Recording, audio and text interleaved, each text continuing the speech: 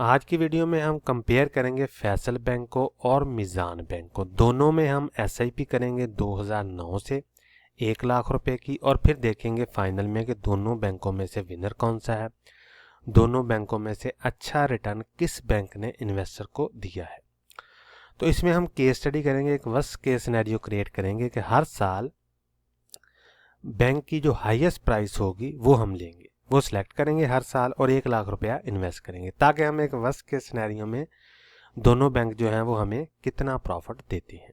तो 2009 से हम शुरू करते हैं। 1 लाख रुपया हमने इन्वेस्ट किया। 2009 में हाईएस्ट प्राइस थी 18.75। इसी तरह 2010 में 11 में हम हर साल यानी 1-1 लाख रुपया हम इन्वेस्ट करते जा रहे हैं और फिर ये हमें हर साल जो भी पे आउट देता है, बोनस है तो बोनस मैंने लिख दिया है, डिविडेंड है तो डिविडेंड लिख दिया है। ठीक है, ये देखिए यहाँ पे 1 रुपये का डिविडेंड मिला है हमें, तो जो भी हमें पे आउट मिलेंगे वो लिख दिया है और हर साल हम बाय करेंगे हाईएस्ट प्राइस पे। तो ये देखें आप 2017 में, 2018 में, 2019 में, 2020 है, फिर 21 है, फिर 22 में ये देखें 3 डिविडेंड है, 23 में 3 डिविडेंड है। तो ये डिविडेंड की अमाउंट है पे आउट की 1 रुपये पर शेयर और ये टोटल डिविडेंड जो हम रिसीव करेंगे बैंक अकाउंट में। तो ये हर साल की इन्फॉर्मेशन भी यहाँ पे है। अभी हम चलते हैं रिटर्न समरी पे। ये देखें 2026 में 2 डिविडेंड मिले हैं हमें आज तक। 2025 में ये देखें हमें 4 डिविडेंड मिले हैं और ये डिविडेंड की अमाउंट है। तो अभी हम चलते हैं रिटर्न समरी पे।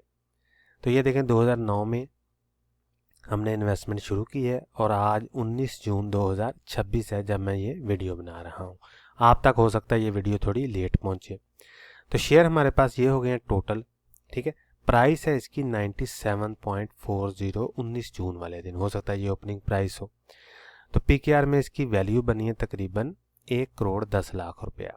तो टोटल कास्ट हमारी कितनी आई है 17 लाख रुपया, क्योंकि हमने 2009 में शुरू किया है तो 2009 से लेके 2025 तक हमने हर साल 1 लाख रुपया इन्वेस्ट किया है। तो टोटल हमारी जो इन्वेस्टमेंट हुई है वो है 17 लाख रुपए की। अनरियलाइज्ड प्रॉफिट यानी आज अगर हम इसे सेल कर देते हैं तो हमारे पास जो प्रॉफिट आएगा वो तकरीबन 93 लाख रुपए का आएगा। डिविडेंड की मद में हमने आज तक कितनी अमाउंट लिया है तकरीबन 31 लाख रुपए की, यानी 17 लाख हमारी इन्वेस्टमेंट कॉस्ट है और डिविडेंड की मद में हमने आज तक 31 लाख रुपया जो है वो रिसीव कर लिया है। तो टोटल गेन हमारा कितना बना, डिविडेंड प्लस अनरियलाइज्ड प्रॉफिट, ये बना 1,24,00,000 रुपए का तकरीबन। तो एनुअलाइज रिटर्न कितना बना 21.40%। ठीक है नी, इसी की बेस पे हम कंपेयर करेंगे दूसरे बैंक के साथ, क्योंकि हमारी इन्वेस्टमेंट सेम है, ईयर सेम है, तो हम इसकी बेस पे भी कंपेयर कर सकते हैं। तो यहाँ हमारे पास अमाउंट कितनी बनी 1,24,00,000 रुपया, कॉस्ट कितनी आई है 17 लाख की। ठीक है, तो यहाँ पे ये देखें टैक्स के बाद हमारे पास अमाउंट कितनी बनेगी, तकरीबन डिविडेंड आ गया 31 लाख रुपए का, कैपिटल गेन आ गया 93 लाख का। तो दोनों में हमने 15% टैक्स भी देना है। तो टैक्स के बाद हमारे पास अमाउंट बनेगी 26 लाख और 79 लाख। तो टोटल हमारे पास आ गया 1,24,00,000, टैक्स कटा इस पे और टैक्स के बाद हमारे पास अमाउंट बनी तकरीबन 1 करोड़ की। ठीक है, इन्फ्लेशन को एडजस्ट नहीं किया क्योंकि हम पास की बात कर रहे हैं। अगर हम फ्यूचर की बात करेंगे तो इन्फ्लेशन को ज़रूर एडजस्ट करेंगे। तो ये होगा इसका रिटर्न, यानी आप समझ लें कि टैक्स के बाद तकरीबन 1 करोड़ रुपया बनेंगे। ठीक है, क्योंकि कैपिटल गेन बाद का ज़ीरो भी हो जाता है लॉन्ग टर्म में, लेकिन ये डिपेंड करता है कि आपने शेयर को कब बाय किया और उस साल एफबीआर की क्या पॉलिसी थी लॉन्ग टर्म होल्डिंग के लिए। ठीक है, लेकिन हमने एक एक्सट्रीम केस जो है वो लिया है कि हम कैपिटल गेन पे भी 15% टैक्स देंगे, डिविडेंड पे भी देंगे। डिविडेंड पे तो देना ही देना है लाजमी। ठीक है, और दूसरे नंबर पे हमने जो शेयर लिया है, शेयर की प्राइस ली है वो हर साल की हाईएस्ट प्राइस ली है। ठीक है, तो ये होगा मिज़ान बैंक का। अभी हम चलते हैं जी, सॉरी ये होगा फैसल बैंक का। तो अभी हम चलते हैं जी मिज़ान बैंक पे। तो मिज़ान बैंक में हमने सेम केस स्टडी करनी है, तो सेम कंपैरिजन करना है। तो 2009 में हमने 1 लाख रुपया इन्वेस्ट किया, हाईएस्ट प्राइस थी 20.9। 2010 में 1 लाख रुपया इन्वेस्ट किया, हाईएस्ट प्राइस थी 18.7। बोनस दिया इस कंपनी ने। फिर 11 में 1 लाख रुपया इन्वेस्ट किया, फिर 12 में ये देखें बोनस है, डिविडेंड है। फिर इसी तरह 13 में चलते हैं तो 13 में भी बोनस है, डिविडेंड है। फिर 14 में 2 डिविडेंड है। ठीक है, 15, फिर 16, फिर 17, 18, 19 में ये देखें इसने 4 डिविडेंड दिए हैं, हमें 1 बोनस दिया है। तो इसी तरह फिर 20 में है। ठीक है, 21 में है। ये आप पढ़ सकते हैं अगर आपने पढ़ना है कि हर साल इस कंपनी ने हमें क्या कुछ दिया है। इसी तरह 2022 में ये देखें हमें 4 डिविडेंड है, 1 बोनस है। 23 में ये देखें 4 डिविडेंड है। 24 में भी 4 डिविडेंड है। 25 में 4 डिविडेंड है। 26 में 2 डिविडेंड है अभी, ठीक है, क्योंकि मैं वीडियो बना रहा हूँ 19 जून वाले दिन। तो 19 जून को इसकी प्राइस थी 514, ठीक है। और हमने शुरू कब किया? 2009 में, क्योंकि हम दोनों का कंपेयर कर रहे हैं, मिज़ान बैंक और फैसल बैंक का। तो इसमें ये हमारे पास शेयर आ गए टोटल, और इसकी वैल्यू बन रही है तकरीबन 3 करोड़ 39 लाख रुपया। तो कॉस्ट हमारी कितनी है? तकरीबन 17 लाख की। फैसल बैंक में हमारी कितनी आई थी कॉस्ट? सेम 17 लाख रुपए की, ठीक है। तो यहाँ पे हमारा अनरियलाइज प्रॉफिट आ गया ये, और यहाँ पे हमारा आ गया डिविडेंड। डिविडेंड कितना मिला हमें? 75 लाख रुपए का। हमारी कॉस्ट कितनी है? ये 17 लाख की। डिविडेंड हमें मिला है 75 लाख का। तो अनरियलाइज प्रॉफिट कितना मिला? 3 करोड़ 22 लाख रुपए का, ठीक है। तो टोटल गेन हमारे पास आ गया 3 करोड़ 97 लाख रुपया, यानी अनरियलाइज प्रॉफिट यानी कैपिटल गेन जिसे बोलेंगे 3 करोड़ 22 आ गया, इसमें 75 लाख ऐड किया तो ये बन गया 3 करोड़ 97 लाख रुपया, ठीक है। तो एनुअलाइज रिटर्न इसका कितना बना? 33.60%। ये है ग्रॉस प्रॉफिट पे एनुअलाइज रिटर्न, ठीक है। तो यहाँ हम बात करते हैं आगे टैक्स की भी। तो डिविडेंड हमने ले लिया, इस पे 15% टैक्स कटा हमारा। आफ्टर टैक्स हमारे पास अमाउंट आ गई 63 लाख रुपए की। तो कैपिटल गेन हमने ले लिया 3 करोड़ 22 लाख का। तो उसके बाद जो हमारे पास आफ्टर टैक्स अमाउंट बनी वो 2 करोड़ 74 लाख रुपए की बनी। तो टोटल हमारे पास आ गया 3 करोड़ 97 लाख रुपया, और आफ्टर टैक्स हमारे पास आ गया 3 करोड़ 37 लाख रुपया। कैपिटल गेन लॉन्ग टर्म में बात का जीरो भी हो जाता है, डिपेंड करता है कि आपने शेयर को कब बाय किया और उस साल एफबीआर की क्या पॉलिसी थी। लेकिन हमने एक एक्सट्रीम केस स्टडी जो है वो किया है। तो ये देखा आपने कि मिज़ान बैंक में हमने 17 सालों में 17 लाख रुपया लगाया और हमारा गेन बना तकरीबन 4 करोड़ रुपया बन गया।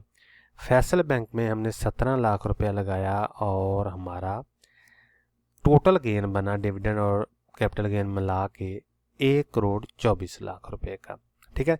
तो इसी तरह एनुअलाइज रिटर्न 21.40 बना इसका, और इसका बना 33.60%। तो इसमें विनर हुआ हमारा मिज़ान बैंक। यानी मिज़ान बैंक में हमने अगर 17 लाख लगाया होता तो तकरीबन 4 करोड़ बन जाना था, और फैसल बैंक में हमने 17 लाख लगाया होता SIP के ज़रिए हर साल 1-1 लाख रुपया लगा के, तो 1 करोड़ 24 लाख बनना था आज की डेट तक। लेकिन इसमें आपने एक बात जहन में रखनी है कि ये जो मैंने केस स्टडी की है ये वर्स्ट केस सिनेरियो है, यानी हर साल हमने शेयर की हाईएस्ट प्राइस ली है। तो ऑफ कोर्स आप तो ऐसा नहीं करेंगे। आप अगर मंथली SIP करते हैं, क्वार्टरली करते हैं, बाई एनुअली करते हैं, एनुअली करते हैं, तो आपकी एवरेज प्राइस इससे डाउन होगी और आपका ऑफ कोर्स जो रिटर्न होगा वो बेहतरीन होगा, वो इससे ज़्यादा ही होगा, ठीक है। क्योंकि मैंने जो शेयर की बाय प्राइस ली है वो हाईएस्ट ली है हर साल की। तो आप अगर क्वार्टरली SIP करते हैं, मंथली करते हैं, तो ऑफ कोर्स आपकी जो एवरेज बाय प्राइस है वो कम हो जाएगी। तो जब आपकी एवरेज बाय प्राइस जितनी कम होती जाएगी आपका टोटल गेन उतना ही बढ़ता जाएगा, आपका एनुअलाइज रिटर्न उतना ही बढ़ता जाएगा। तो ये तो एक वर्स्ट केस सिनेरियो है। इसमें भी आप चेक कर सकते हैं कि दोनों बैंक की परफॉर्मेंस कैसी रही है। फैसल बैंक की आप देख सकते हैं बहुत अच्छा रिटर्न है इसका, और मिज़ान बैंक का तो बहुत ही अच्छा रिटर्न है, ठीक है। तो दोनों में हमने एक वर्स्ट के सिनेरियो में ये रिटर्न है। तो लेकिन अगर आप एवरेज बाय प्राइस करते जाते हैं इसकी हर साल, जब शेयर डाउन हो तब आप ज़्यादा शेयर बाय करेंगे, ठीक है, या मंथली बेसिस पे आप शेयर को बाय करते जा रहे हैं क्वार्टरली बेसिस पे, तो ऑफ कोर्स आपका जो परचेजिंग प्राइस है वो कम होती जाएगी। तो जैसे जैसे परचेजिंग प्राइस आपकी जितनी कम होगी आपका टोटल गेन, आपका टोटल एनुअलाइज रिटर्न, आपका डिविडेंड उतना ही बढ़ता जाएगा, क्योंकि आपके पास शेयर ज़्यादा आ जाएंगे, ठीक है। लेकिन ये वर्स्ट के सिनेरियो में इसका ये रिटर्न है। तो आप देख सकते हैं कि लॉन्ग टर्म में कोई भी शेयर है उसको आप इस तरह कंपेयर कर सकते हैं और देख सकते हैं कि कितना रिटर्न हमारा बनेगा। अगर यही पैटर्न फ्यूचर में फॉर एग्जांपल अगले 17 सालों में रहता है तो हमें भी इससे मिलता जुलता रिटर्न ही मिलेगा, बल्कि इससे बेहतर ही मिलेगा, क्योंकि अगर आपकी प्राइस जो है एवरेज बाय प्राइस जो है वो उतनी ही कम होगी। जैसे ये देखें 2025 में हाईएस्ट प्राइस थी 490 रुपये, लेकिन ऑफ कोर्स ये 490 पे तो नहीं रहा होगा एक दिन, किसी दिन ये 450 पे होगा, किसी दिन ये 400 पे होगा, किसी दिन ये 490 पे होगा, किसी दिन 475 पे होगा। तो अगर आप इस तरह बाय करेंगे तो आपका जो टोटल रिटर्न है वो ज़्यादा हो जाएगा, ठीक है। तो ये तो एक एक्सट्रीम केस स्टडी है, वर्स्ट केस सिनेरियो है, तो उसमें भी ये देखें इसकी परफॉर्मेंस कैसी रही है। तो ये थे जी केस स्टडी मीज़ान बैंक की और फैसल बैंक की, दोनों का हमने कंपेयर किया। इसमें विनर हुआ हमारा मीज़ान बैंक, जिसका हमें रिटर्न जो है वो सबसे ज़्यादा है फैसल बैंक की निस्बत। कोई भी सवाल हो कमेंट सेक्शन में ज़रूर पूछें। किसी भी शेयर की आपने अगर कंपैरिजन करवाना हो तो आप कमेंट सेक्शन में बताएं, उसकी मैं कंपैरिजन करने की कोशिश ज़रूर करूँगा। मिलते हैं अगली वीडियो में, तब तक के लिए अल्लाह हाफिज़।